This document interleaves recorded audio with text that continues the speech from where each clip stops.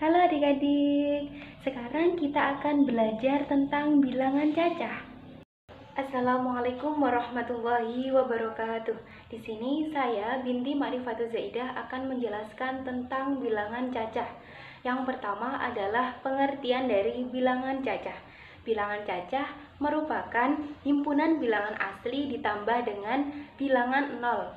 Jadi, bilangan cacah adalah bilangan yang dimulai dari 0, 1, 2, 3, 4, dan seterusnya. Bilangan cacah biasanya disimbolkan dengan huruf C atau W.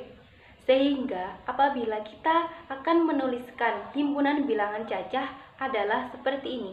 C sama dengan dalam kurung 0, 1, 2, 3, 4, 5, dan seterusnya. Himpunan bilangan cacah juga memuat himpunan bilangan lainnya. Yang pertama, himpunan bilangan asli, yaitu antara 1, 2, 3, 4, 5, dan seterusnya. Yang kedua, himpunan bilangan genap, yaitu 2, 4, 6, 8, dan seterusnya.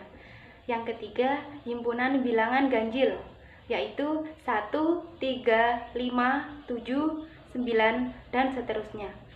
Yang keempat, himpunan bilangan prima, yaitu 2, 3, 5, 7, dan seterusnya. Yang terakhir, himpunan bilangan tersusun atau komposit, yaitu 4, 6, 8, 12. Sekarang kita akan belajar tentang sifat-sifat operasi bilangan cacah. Itu ada 3. Yang pertama, sifat komutatif atau pertukaran. Yang kedua, sifat asosiatif atau penggabungan. Dan yang ketiga, sifat distributif atau penyebaran. Yang pertama, sifat komutatif. Sifat komutatif dimiliki oleh sesuatu yang berlaku bolak-balik. Misalnya, pada perkalian dan penjumlahan. Dalam operasi penjumlahan dan perkalian, apabila letak bilangan ditukar, hasil penghitungan tidak akan berubah. Sifat komutatif pada penjumlahan, yaitu hasil penjumlahan pada ruas kiri sama dengan hasil penjumlahan pada ruas kanan. Kakak beri contoh, 3 ditambah 8 sama dengan 8 ditambah 3. Selanjutnya, sifat komutatif pada perkalian, yakni hasil perkalian pada ruas kiri sama dengan hasil perkalian pada ruas kanan. Kakak misalkan, 8 dikali 4 sama dengan 4 dikali 8. Selanjutnya adalah sifat asosiatif atau penggabungan. Dalam operasi penjumlahan dan perkalian, pada 3 bilangan dapat digabungkan 2 bilangan pertama, kemudian bilangan ketiga, atau dengan menggabungkan bilangan kedua dan ketiga, baru bilangan pertama. Sifat asosiatif pada penjumlahan yaitu pada ruas kiri, 2 bilangan pertama dijumlahkan terlebih dahulu, kemudian dijumlahkan bilangan ketiga. Pada ruas kanan, bilangan pertama dijumlahkan dengan bilangan kedua dan ketiga. Namun, bilangan kedua dan ketiga telah dijumlahkan terlebih dahulu. Sifat asosiatif pada perkalian juga demikian. 2 bilangan pertama dikalikan terlebih dahulu, kemudian dikalikan pada bilangan ketiga. Pada ruas kanan, bilangan pertama dikalikan dengan bilangan kedua dan ketiga. Namun, bilangan kedua dan ketiga telah dikalikan terlebih dahulu. Kakak misalkan seperti ini. Nah, selanjutnya adalah sifat distributif atau penyebaran. Perkalian dapat didistribusikan pada operasi penjumlahan ataupun pengurangan. Sifat distributif pada penjumlahan yaitu hasil perkalian bilangan pertama dengan bilangan kedua dijumlahkan dengan hasil perkalian bilangan pertama dengan bilangan ketiga. Kakak misalkan 5 dikali kurung buka 8 ditambah 3 kurung tutup sama dengan 5 dikali 8 ditambah 5 dikali 3. Selanjutnya, sifat distributif pada pengurangan.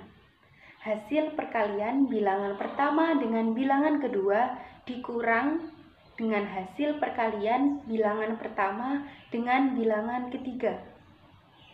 Kakak misalkan 10 dikali 8 dikurang 3 sama dengan 10 dikali 8 dikurang 10 dikali 3.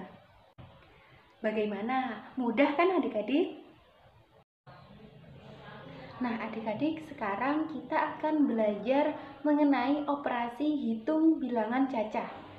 Jadi yang pertama adalah penjumlahan. Pasti adik-adik sudah tahu ya, penjumlahan pada bilangan cacah dapat diajarkan dengan menggabungkan dua kelompok objek. Kata kunci yang dapat digunakan antara lain digabung, dikumpulkan menjadi satu, memberi lagi, diberi lagi, minta lagi, dan lain-lain. Contoh penjumlahan dalam bentuk panjang dapat dilakukan dengan cara menyatukan bilangan tersebut berdasarkan nilai tempatnya. Jadi, adik-adik mungkin sudah tahu ada dua cara, yaitu dengan cara bersusun panjang dan bersusun pendek. Di sini kakak akan memberi contoh, yaitu 325 ditambah 243. Yang pertama 325. Kita jabarkan, yaitu 300-an ditambah 20-an ditambah 5 satuan. Bawahnya 243. 200-an ditambah 40-an ditambah 3 satuan. Kita garis, kita beri tanda penjumlahan. Kita hitung. Jadi 5 satuan ditambah 3 satuan yaitu 8 satuan. Samping kirinya 20-an ditambah 40-an yaitu 60-an. Yang kirinya lagi 300-an ditambah 200-an yaitu 500-an. Sehingga hasil penjumlahan dari 325 dan 243 adalah 568. Bisa difahami adik-adik? Untuk cara bersusun pendek lebih mudah. Jadi 5 ditambah 3 ditulis di bawahnya berapa, lalu 2 ditambah 4 berapa, 3 ditambah 2 berapa, dan hasilnya akan sama. Yang kedua adalah pengurangan. Pengurangan pada bilangan cacah konkret masih digunakan untuk memberi kemudahan dalam memahami operasi pengurangan. Fakta-fakta dasar pengurangan yaitu bilangan yang dikurangi harus kurang atau sama dengan. Ada konsep pengurangan, diantaranya konsep mengambil dan memisahkan, konsep membandingkan, dan konsep menambahkan bilangan yang sesuai. Kakak gunakan pengurangan dengan teknik meminjam dengan cara bersusun pendek. Jika pada saat melakukan pengurangan angka satuan, angka yang mengurangi lebih kecil daripada angka yang dikurangi, maka harus meminjam dari angka puluhannya, sehingga angka satuannya bertambah 10 dan angka puluhannya berkurang 1. Misal, 395 dikurang 128. Angka 5 jika dikurangi 8 harus meminjam pada puluhan di sampingnya, yaitu 5 menjadi ditambah 10, jadi 15 dikurangi 8, yaitu 7. Dan 9 itu sudah diambil 1, diambil 10, jadi tinggal 8. 8 dikurang 2, yaitu 6. Dan 3 dikurang 1, yaitu 2, dan hasilnya adalah 267. Selanjutnya adalah perkalian. Untuk bilangan cacah R dan S, hasil dari R dan S adalah jumlah S sebanyak R kali. Bisa ditulis R dikali S sama dengan S plus S plus S plus S dan seterusnya plus S. Jadi bilangan R dan S itu disebut faktor adik-adik. Kakak gunakan perkalian dengan penjumlahan berulang. 5 dikali 3 sama dengan 3 plus 3 plus 3 plus 3 plus 3. 3-nya sebanyak 5 kali. Dan hasilnya adalah 15. Dan yang kedua yaitu perkalian dengan cara bersusun pendek.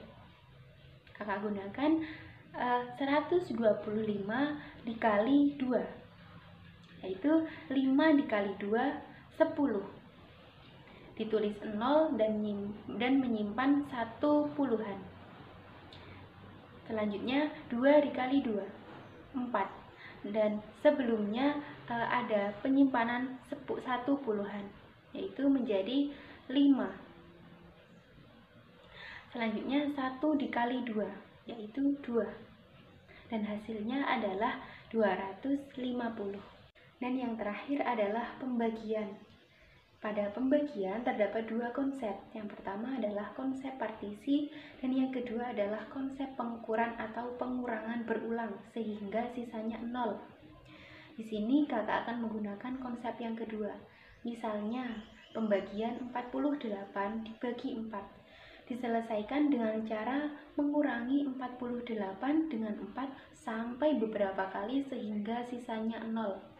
Jadi 4 yang berulang tersebut itu kita hitung dan hasilnya 48 dibagi 4, ya banyaknya 4 yang berulang tersebut.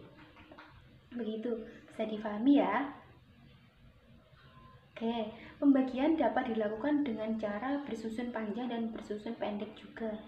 Di sini kakak akan menggunakan pembagian yang dilakukan dengan bersusun pendek. Contohnya 786 dibagi 3. Seperti ini. Lalu 7 dibagi 3, hasilnya 2 ditaruh di atasnya. Dan 2 dikali 3, hasilnya 6 ditaruh bawahnya 7. Kita garis, kita kurangi. 7 dikurangi 6 yaitu 1. 1 dibagi 3 tidak bisa. Jadi 8 turun. 18 dibagi 3 yaitu 6. Ditaruh di atas. 6 dikali 3 yaitu 18. Kita kurangi. 18 kurangi 18, 0, tidak usah ditulis. Dan selanjutnya 6 yang tersisa kita turunkan. 6 dibagi 3 itu 2. Ditaruh di atas. Lalu 2 dikali 3, 6. Sehingga 6 dikurangi 6 adalah 0. Dan hasilnya adalah 262. Jadi 786 dibagi 3 hasilnya 262. Bagaimana adik-adik, sudah paham ya? Tentunya sudah dong. Jadi tetap semangat, jangan lupa rajin belajar. Terima kasih. Wassalamualaikum warahmatullahi wabarakatuh.